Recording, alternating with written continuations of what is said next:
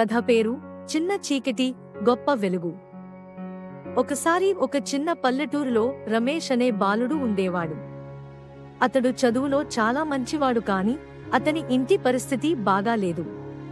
స్కూల్కి వెళ్ళడానికి ఒక్క పుస్తకం కూడా కొనలేని స్థితిలో ఉండేవాడు. ఒకరోజు రమేష్ గురువుగారు అతనిని పిలిచి అన్నారు, "నీ దారిలో చీకటి ఉన్నా నీ దృష్టిలో వెలుగు ఉంటే చాలు." ఆ మాటలు రమేష్ గుండెను తాకాయి. అప్పటి నుండి అతడు చదువులో మరింత శ్రద్ధ చూపడం మొదలుపెట్టాడు. గ్రామ లైబ్రరీలో పుస్తకాలు చదివి పాత పుస్తకాలు జోలపెట్టాడు. ఆయన్ని మోటివేషన్ ఇచ్చిన ఆ ఒక్క మాటతో రమేష్ తర్వాత ఐఏఎస్ అధికారి అయ్యాడు.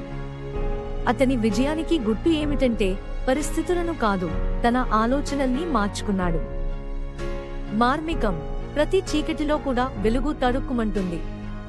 మనం తలపెట్టిన పని పట్ల నమ్మకం ఉంటే ఏదీ అసాధ్యం కాదు. కథలోని నీతి ఏమిటంటే పేదరికం అడ్డు కాదు, పట్టుదలతో ప్రయత్నిస్తే ఏదైనా సాధించవచ్చు. రమేష్ లాగే మనము ఆశావాహ దృక్పథంతో ఉండాలి.